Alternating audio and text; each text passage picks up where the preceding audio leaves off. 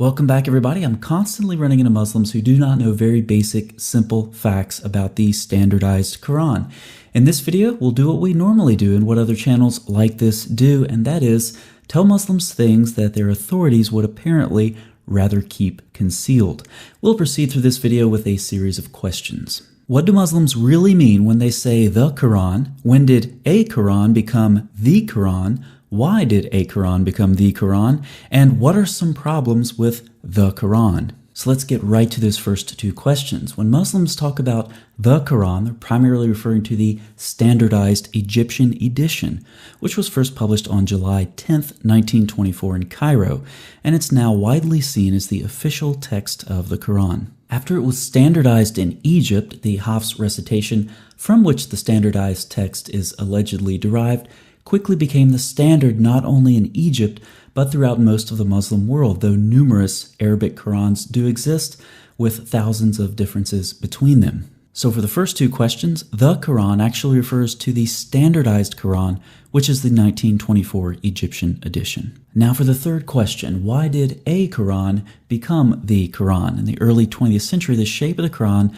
would have seemed anything but clear. In fact, the Egyptian government was motivated to begin the project that would lead to the Cairo Quran edition due to the variations or errors, as an appendix to the Cairo edition describes them, found in the Quranic texts. I've now communicated something to Muslims in just a few minutes that many would go their whole lives without knowing if their authorities had their way, such as the authoritarian nature of the Islamic religion. So the first three questions are fairly straightforward. When Muslims say the Quran, they're referring to the standardized Cairo edition.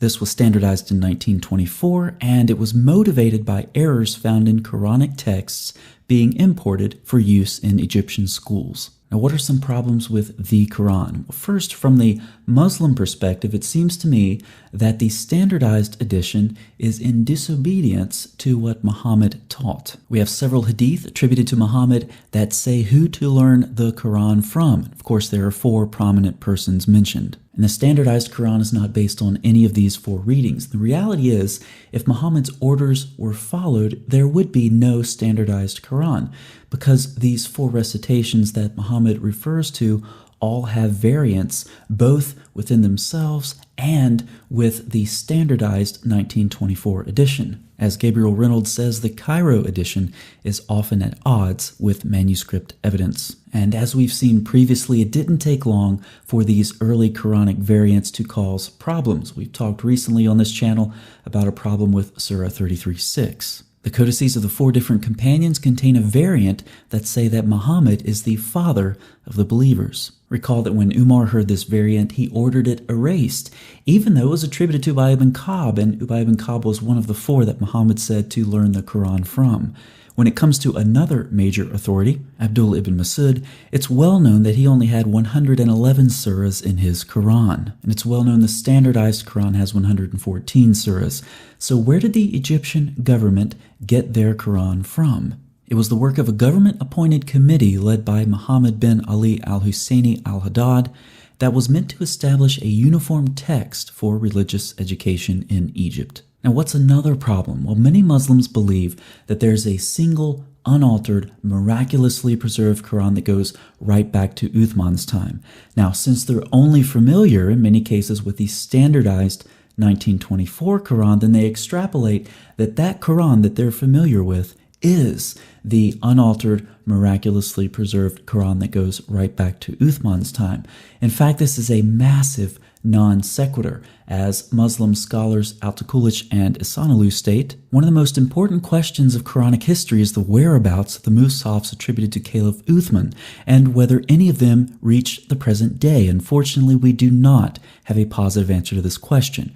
In our view, this situation is one of the greatest weaknesses of the Islamic world throughout history. So they say we don't have any Uthmanic manuscripts, and we can actually go way back to the 8th century and see the same thing. According to Malik bin Anas, the Uthmanic Codex disappeared. So none of the Uthmanic manuscripts have reached the present day, and if none of them have reached the present day, the Muslims obviously can't claim that the reading in the standardized Quran reflects the Uthmanic manuscripts.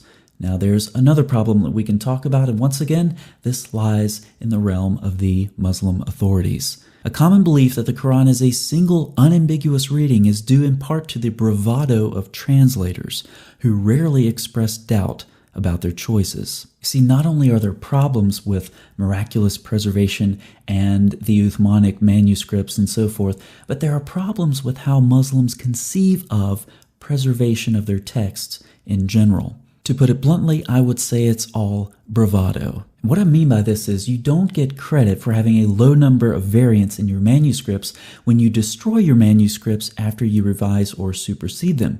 If I were to use a biblical example, I could take a manuscript from each book of the Bible and then destroy all of the other manuscripts. How many textual variants would I have? 0, because I only have one manuscript per book. But that doesn't mean that the Bible was miraculously preserved. It just means that I destroyed the rest of the manuscripts with the variants in them. Let's go back to Uthman's time. Uthman sent his copies to various provinces and then ordered that all the other Quranic materials, whether written in fragmentary manuscripts or whole copies, be burnt. So pop quiz, Uthman destroyed all of his Qurans after he made his changes, and a couple of decades later, Al-Hajjaj made another revision to the Quran.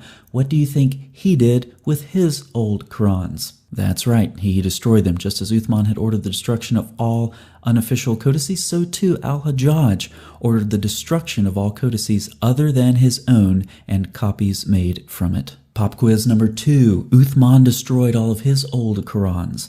Al-Hajjaj destroyed all of his old Qurans. What do you think the Egyptian government did after their 1924 standardization? That's right, they destroyed their variant Qurans by sinking them in the Nile River. Now I present to you the 3-step process for miraculous Muslim preservation.